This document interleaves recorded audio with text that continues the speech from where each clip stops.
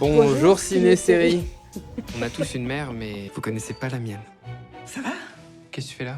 C'est ma mère. Une vraie beauté du Nord. Presque viking. Alors, raconte-moi, la grosse vache hollandaise, elle est comment? J'ai jamais dit qu'elle était moche, hein?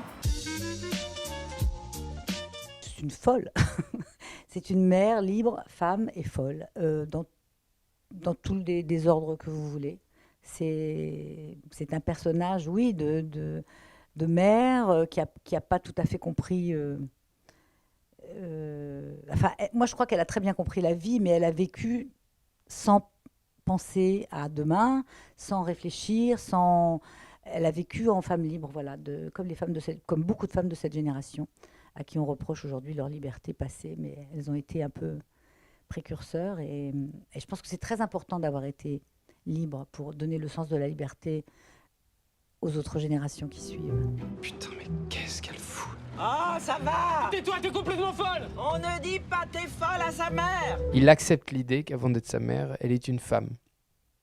Et ça, c'est vrai que c'est pas évident du tout pour un enfant, mais pourtant, c'est une réalité. C'est que cette personne, avant d'être mère, ou cet homme, avant d'être père, a un vécu, a une manière d'être, de penser la vie, qui vient de loin, qui n'est pas commencé à la naissance de l'enfant.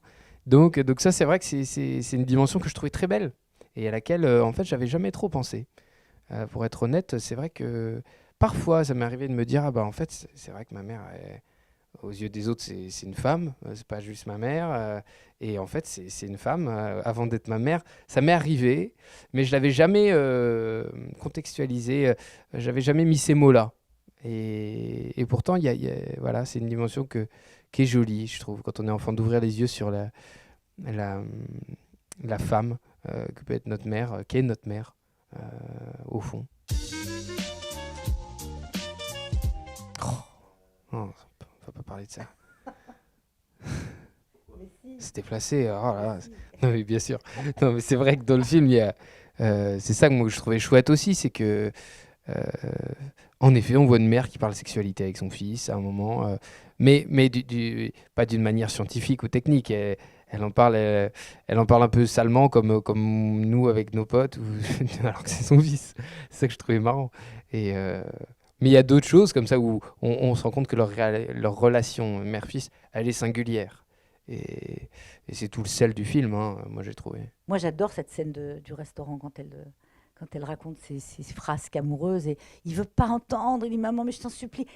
Tout ce qu'il veut, c'est qu'elle passe à autre chose et elle insiste en toute innocence. Ça, c'est drôle. Moi, ça me fait beaucoup rire, ce genre de truc. Je crois que ça m'est arrivé en plus. Là, tout à coup, en vous en parlant, je me rends compte que mon fils qui a écrit le scénario s'est inspiré d'un moment qu'on a eu comme ça, un peu lourd. On était à Los Angeles. Ah bon? Oui. Et à un moment, je me suis lâchée et je me rappelle maintenant, j'y pense à l'instant. Je racontais un truc et il était horrifié. Et quand je me suis rendu compte qu'il était horrifié, je me suis arrêtée. Je m'en rappelle maintenant.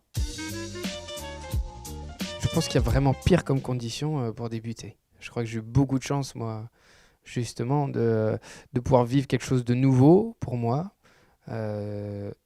avec Diane qui est à la mise en scène, qui en fait, avec Fanny, m'ont vraiment mis en confiance au moment de jouer. À chaque fois, je me raccrochais au texte et à ce qu'elle me renvoyait, toutes les deux, et qui allait dans le sens du film, de sa cohérence, et je me suis laissé porter par ça et par mon plaisir de jouer, en fait. J'ai adoré jouer. Donc finalement, moi, j'ai pas eu l'impression de me mettre en danger tout ça, parce que c'est pas si important. Au pire, je me serais planté, et c'est pas grave, quoi. Le pire du pire, ça aurait été que je prenne pas du tout de plaisir. Ça, vraiment, c'est vrai que j'aurais perdu 1 mois et demi. Enfin, perdu, on se comprend, tu vois. Et il se trouve que j'ai adoré. Je crois que, alors c'est toujours très idiot de dire ça, mais je crois que ça a été un de mes tournages les plus heureux. Ne serait-ce que de les voir tous les deux s'entendre bien, se regarder avec affection, les entendre dans la voiture quand on avait nos casques et qu'on vous entendait chanter tous les deux pendant des heures où vous attendiez dans cette voiture. C'est un road movie quand même.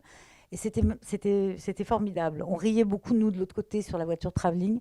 Et eux, ils riaient dans leur voiture tous les deux. Puis quand c'était trop, on coupait l'ingénieur du son coupait le son pour pas qu'on entende. Mais c'était formidable. Non, il y a eu plein de moments heureux. Et voilà, moi, je me rappelle de Vianney sautant dans le canal à la fin du tournage. Dernier jour, dernière scène, dernier plan. Et puis tout à coup, il s'est déshabillé. Il a sauté dans le canal à Rotterdam. Et puis, je me suis dit, mon Dieu, il n'y a pas assez d'eau, c'est dangereux, c'est pollué. Et puis voilà. Mais c'était fini, donc on risquait plus rien. Non, voilà. Voilà.